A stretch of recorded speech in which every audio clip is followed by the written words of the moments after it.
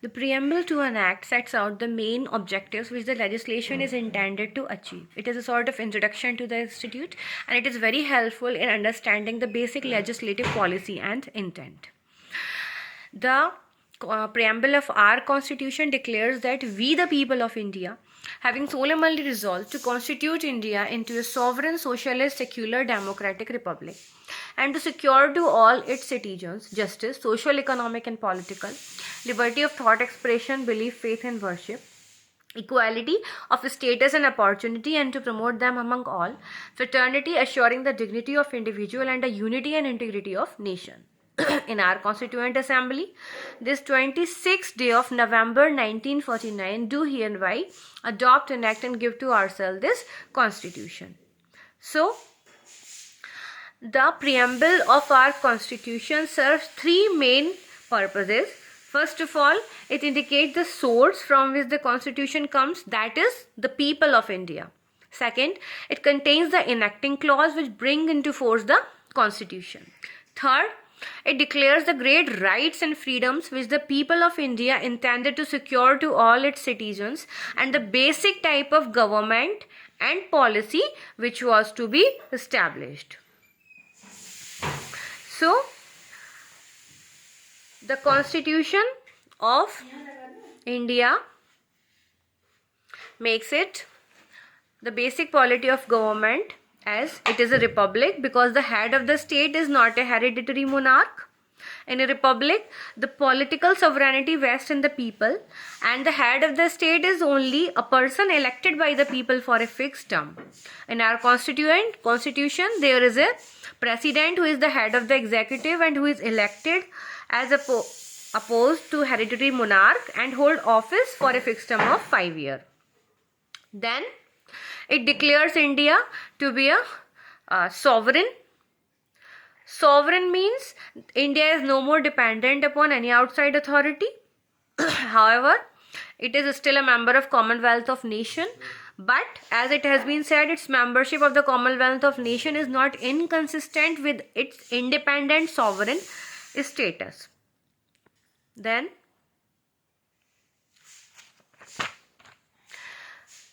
democracy in its broadest sense embrace, in addition to the political democracy, also the social and economic democracy. So the term democratic is used in this very sense in the preamble. Then, if we discuss the basic objectives which are enshrined in the preamble, first, justice. The preamble serves to secure three kinds of justice to its people. First of all, social, economic, and political. All three kinds of justice is included in the term justice. Then, liberty.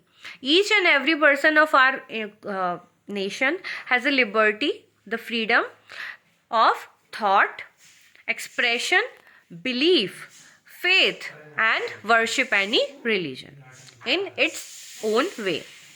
Then it secures equality, which is provided from Article 14 to 18 in our Constitution. It provides the equality of status and opportunity, and to promote them among all. All are equal in the eye of the law, and all will have equal opportunity for their development and growth in our Constitution. Then it assures fraternity. On one side, it assures the dignity of the individual, and also it assures the unity and integrity of the nation.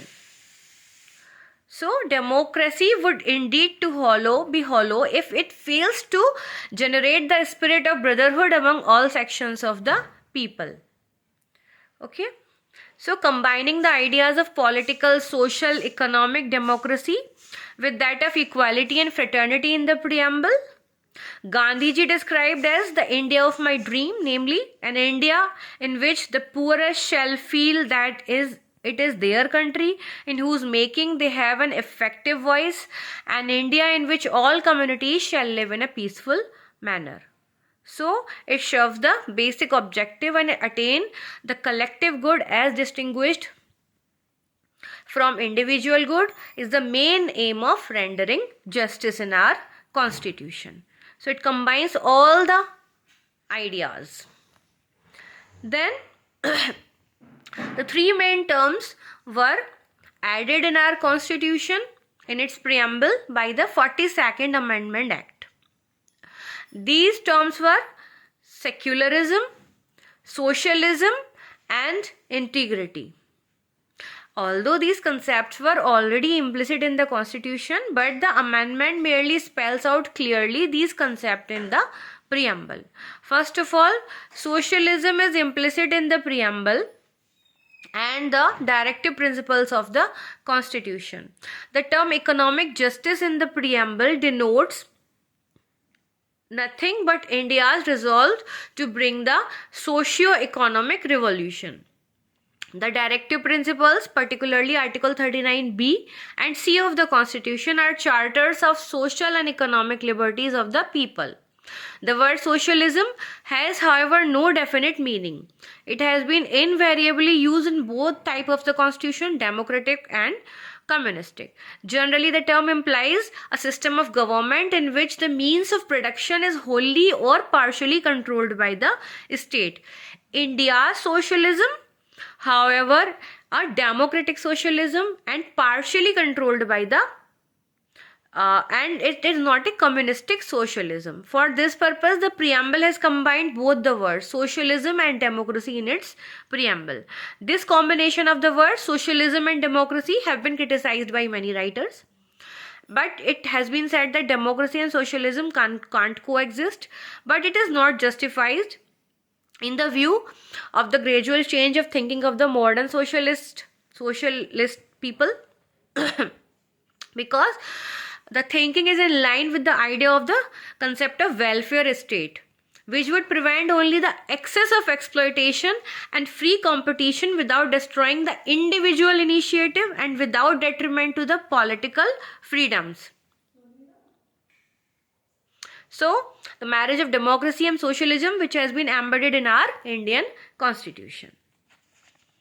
There is a very important case in this regard which I want to quote, that is D.S. Nakara versus Union of India, in which Supreme Court has said that the basic framework of socialism is to provide a decent standard of life to the working people and especially providing security from cradle to grave.